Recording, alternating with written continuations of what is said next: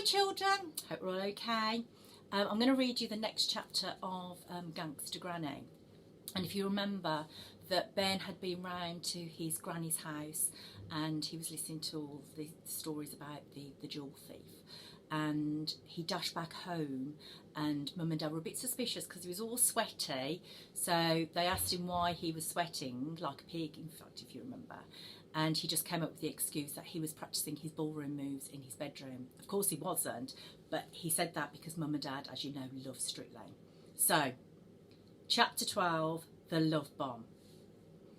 Ben had spent the whole of Sunday morning being measured up by Mum for his dance outfit. She had stayed up through the night sketching possible designs.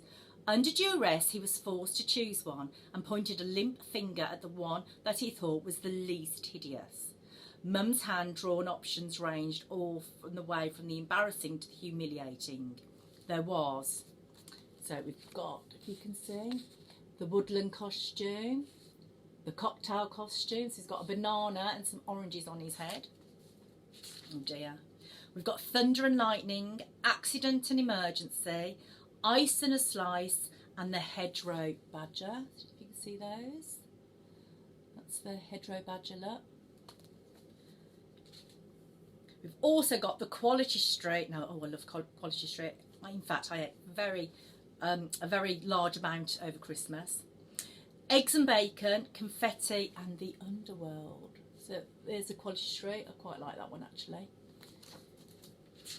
Oh, we've also got Burning Love, Cheese and Pickle, the Solar System, and the Piano Man. So, Solar System there, Cheese and Pickle, Piano Man. But the one that Ben thought was the least worst was the Love Bomb. So as you can see, Ben has chosen that, and it has hearts all over it. How lovely. We will have to find you a nice young girl to partner with for the competition, said Mum excitedly as she accidentally ran one of her fake nails under the sewing machine and it exploded. Ben hadn't thought about dance partners. Not only was he going to have to dance, he was going to have to dance with a girl. And not just any girl, but a revolting, precious, sparkly, fake tanned, leotard wearing, over made up one. Ben was still at the age when he thought girls were as appealing as frog spawn. Oh, I'm just going to dance on my own, he spluttered. A solo piece, explained Mum. How original. In fact, I can't stand here talking all day. I'd better go and practice, said Ben, as he disappeared upstairs to his room. He shut the door, turned on his radio, and then climbed out of the window and raced over to Granny's. So you were running off into the woods when Lord Davenport started shooting at you, Ben was eagerly prompting his granny. But for the moment, her mind looked blank. Was I? Said Granny, looking increasingly befolded. That's where the story ended last night. You said you had snatched the ring from the Davenport's bedroom and were running across the lawn when you heard shots. Oh, yes, yes, muttered Granny, her face suddenly illuminated. Ben smiled broadly. He suddenly remembered how he had used to love his granny telling stories when he was younger, transporting him to a magical world.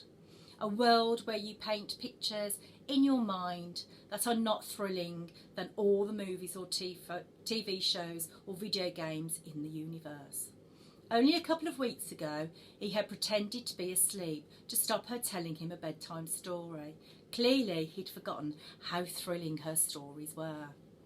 I was running and running, continued Granny breathlessly, as if she was actually running, and I heard a shot ring out, then another. I knew from the sound that it was definitely a shotgun rather than a rifle. What's the difference? Asked Ben.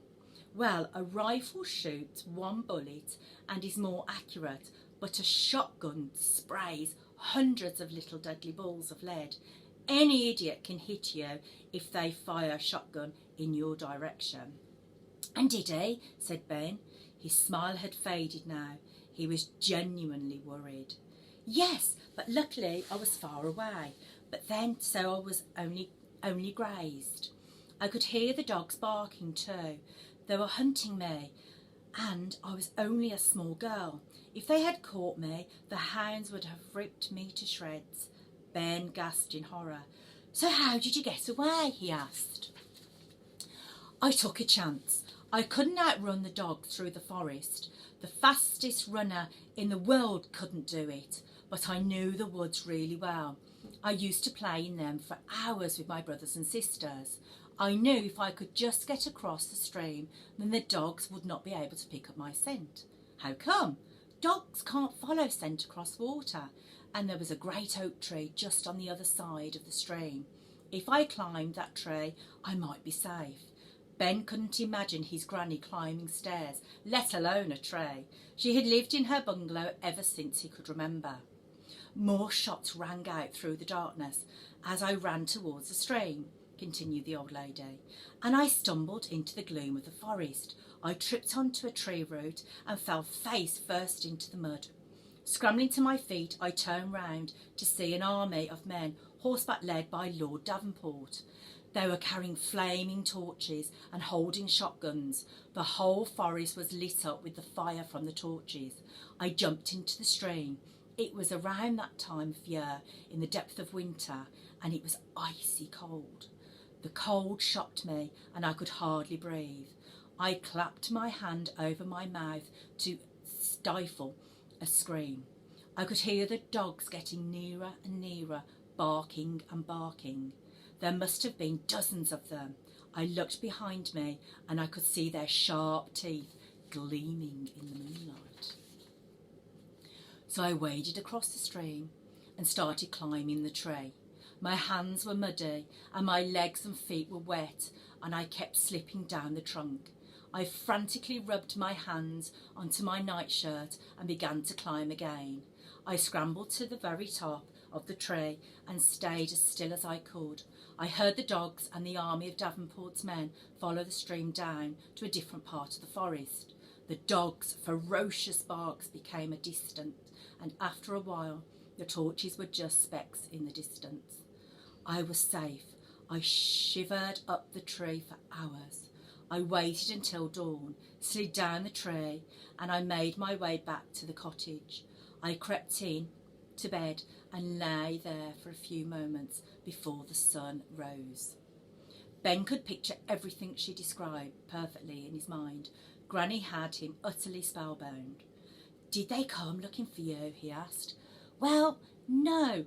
One got a good enough look at me, so Davenport had his men search everywhere in the other village. Every cottage was turned upside down for that ring. Didn't you say anything? I wanted to. I felt so guilty, but I knew if I owned up, I would be in deep trouble. Lord Davenport would have had me publicly flogged into the village. So what did you do? I swallowed it. Ben couldn't believe his ears. The ring, Granny? You swallowed the ring? I thought it was the best way to hide it, in my stomach. A few days later it came out when I went to the toilet. That must have been painful, said Ben, his bum winching at the thought. Passing a big diamond ring out of his bottom didn't sound in any way enjoyable. It was painful, excruciating, in fact, Granny grimaced. The good thing was that our cottage had been searched already from top to bottom. Not my bottom, the bottom of the cottage, I mean, Ben chuckled. And Davenport's men had moved on to searching the next village. So one night I went off into the woods and hid the ring. I placed it where no one would ever look, under a rock in the stream. Clever, said Ben. But that ring was only the first of many, Ben. Stealing it had been the biggest thrill of my life, and as I lay in bed each night, all I dreamed about was stealing more and more diamonds. That ring was just the beginning, continued Granny in a low whisper, staring deep into Ben's innocent eyes, of a lifetime of crime. Oh, she really is a gangster, isn't she? It's getting quite good now. Hopefully I'll read you the next chapter very soon. But until then, children, Keep reading.